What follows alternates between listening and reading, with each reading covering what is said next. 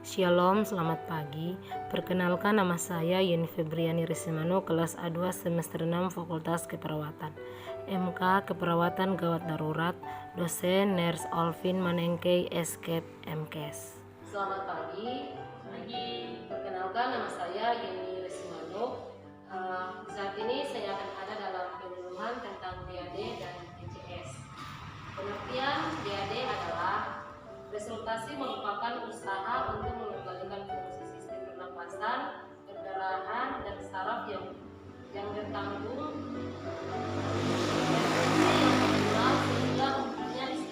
sehingga munculnya istilah resultasi jantung. Berikut resultasi jantung paru dibagi menjadi 3 tahap. Yang pertama, bantuan hidup dasar atau BAD, yang kedua bantuan hidup lanjut, yang ketiga bantuan hidup jangka panjang. Bantuan hidup dasar adalah usaha untuk memperbaiki atau memelihara jalan napas dan sirkulasi serta kondisi darurat yang terkait. Bantuan hidup dasar terdiri dari penilaian awal, penguasaan jalan napas, ventilasi pernapasan, dan kompresi dada. Resultasi jantung paru seperti semua aspek gawat darurat medis penting untuk mempelajari dasar RJP secara sistematis. Bila seseorang ditemukan tidak responsif, hal tersebut harus dilakukan dengan cepat dan berurutan. Penilaian respon, jika tidak respon, maka carilah bantuan dengan mengaktifkan sistem pelayanan medis darurat. Keempat, meminta jika ada. Posisikan korban dan depan jalan nafas, pertahankan mobilisasi tulang belakang jika trauma berpotensi terjadi. Penilaian pernapasan, jika tidak ada pernapasan, maka berikanlah bantuan pernapasan. Penilaian sirkulasi, jika tidak ada denyut nadi, mulaikanlah kompres dada tertutup dan lanjutkan ventilasi gunakan jika tersedia. Ketika kita menjumpai situasi yang berpotensi yang mengancam nyawa dan memerlukan respon cepat, langkah-langkah pertolongan pertama adalah sebagai berikut. Pastikan lingkungan aman, pastikan kesadaran korban dan menepuk dan memanggilnya. Memanggil bantuan jika korban tidak sadarkan diri. Kemudian, periksa kesadaran korban dengan menguncang atau menepuk bahu sambil memanggil. Pastikan kondisi pernapasan korban, apakah normal atau tidak. Pertama-tama, lakukan posisi head tilt chin lift. Donakan dahi korban sambil mengangkat dagunya, kemudian terapkan metode melihat, dengar, dan rasakan. Melihat gerakan dada, apakah dadanya naik turun. Apakah ada suara napas, dan rasakan apakah ada hembusan napas. Lakukan semua pengecekan tersebut dalam waktu kurang dari 10 detik. Jika korban pernapasan normal, jagalah jalan pernapasannya sekaligus memastikan dirinya tidak tersedat.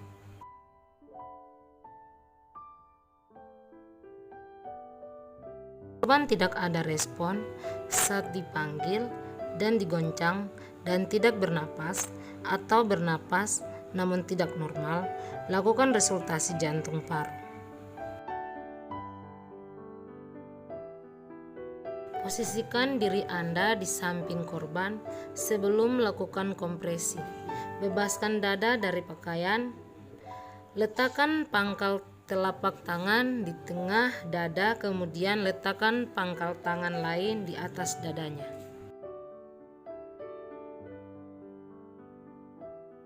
Jika korban adalah anak usia 1-8 tahun, kompresi dada dilakukan dengan 1 tangan. Jika korban adalah bayi, kompresi dada gunakan 2 jari.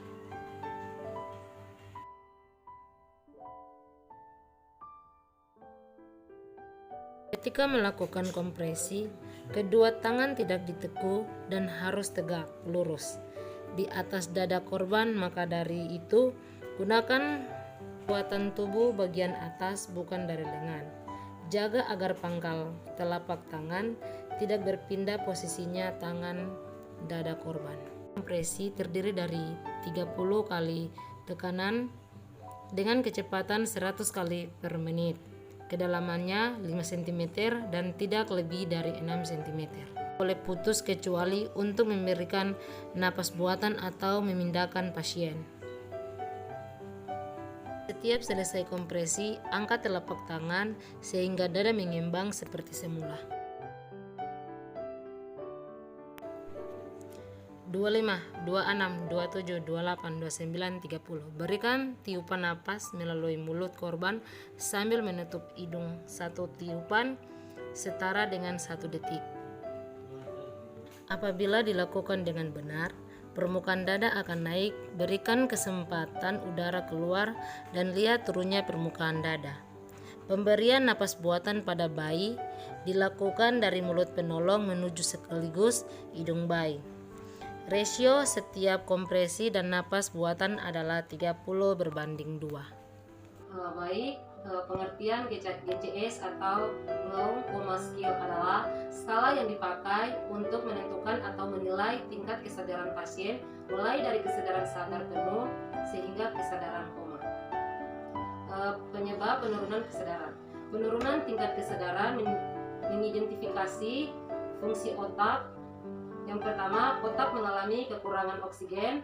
Yang kedua, kekurangan aliran darah. Yang ketiga, pengaruh obat-obatan, alkohol. Dan yang keempat, peningkatan dan lain-lain.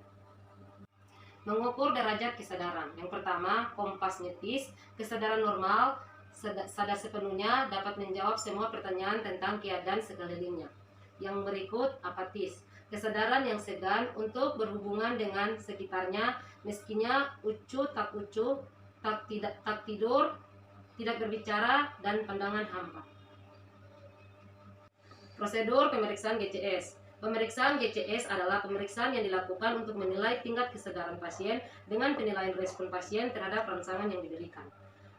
Respon pasien yang perlu diperhatikan mencakup 3 hal. Yang pertama, respon pembukaan mata. Yang kedua, respon bicara. Yang ketiga, respon motorik. Hasil pemeriksaan dinyatakan dalam derajat dengan rentang angka 1 sampai 6 tergantung tiap responnya. Total pengkajian bernilai 15 atau E sama dengan 4 kurang V sama dengan 5 kurang M sama dengan 6. Kondisi koma apabila bernilai kurang dari 7. Refleksi pembukaan mata atau E, keterangan pembuka mata secara spontan, pembuka mata dengan rangsangan suara, pembuka mata dengan rangsangan nyeri, tidak ada respon. Refleks verbal V, keterangan, orientasi baik, waktu, tempat, nama orang, kata baik, kalimat baik, tepi isi, dan kata-kata baik, tiap kalimat, tidak baik, atau berbicara tidak jelas. Kata-kata tidak dapat mengerti, hanya memegang, tidak ada suara. Refleks motorik M, melakukan perintah dengan benar, dapat mengelolakan nyeri, dapat menghindari rangsangan dengan tangan, dan dapat melakukan fleksi tangan dan tangan mengekal. Hanya dapat melaksanakan langkah di bawah dan tidak dapat bergerak. Halo guys, buat adik-adik yang masih bingung mau kuliah di mana, bergabunglah bersama kami di Universitas Pembangunan Indonesia Manado, Fakultas Keperawatan Ners. Dan juga ada fakultas-fakultas lainnya seperti Fakultas Hukum, Fakultas Teknik, Fakultas Pertanian, dan juga ada Fakultas Ilmu Sosial dan Ilmu Politik, dan Fakultas Sastra. Bergabunglah bersama kami di Universitas Pembangunan Indonesia Manado. Terima kasih.